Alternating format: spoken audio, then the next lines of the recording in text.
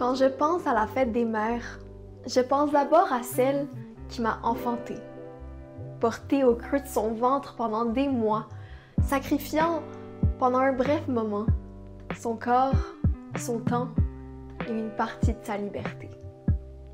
Je pense à mes lunchs, toujours bien préparés, le mot d'amour sur la serviette en papier, les longs allers-retours entre la maison et mes nombreuses activités, les dépenses qu'elle aurait probablement préféré éviter.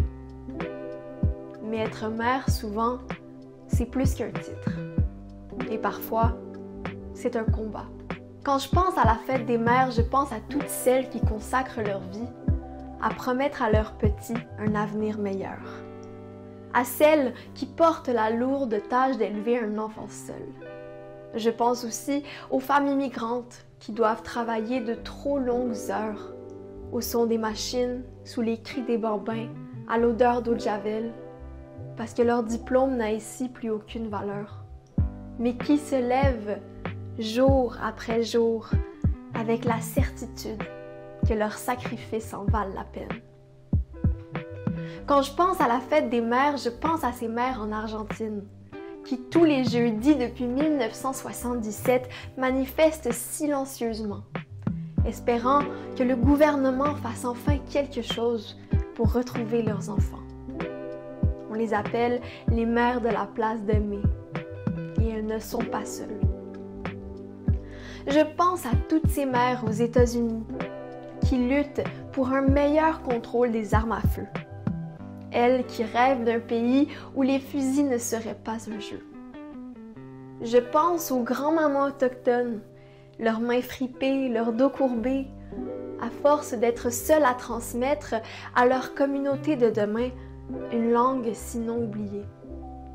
Je pense aux mères en Afghanistan qui apprennent à leurs filles en secret la douce chanson de l'alphabet et qui doivent parfois fuir leur pays pour promettre un avenir à celle-ci.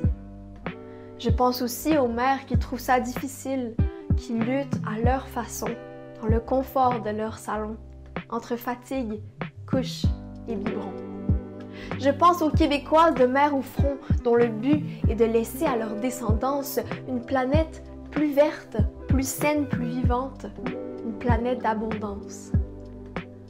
Quand je pense à la fête des mères, je pense à toutes les mères réduites au silence, aux mères qui s'unissent pour avoir une voix, aux mères qui sont mères malgré elles, aux mères dont l'enfant souffre, aux mères, aux grands-mères, aux arrière-grands-mères. Portées ainsi par amour, rien ne pourrait les faire taire. Je pense aussi à celles qui sont mères de l'enfant d'une autre, d'un enfant jamais né ou parti trop tôt, parfois même d'un animal de compagnie ou de végétaux.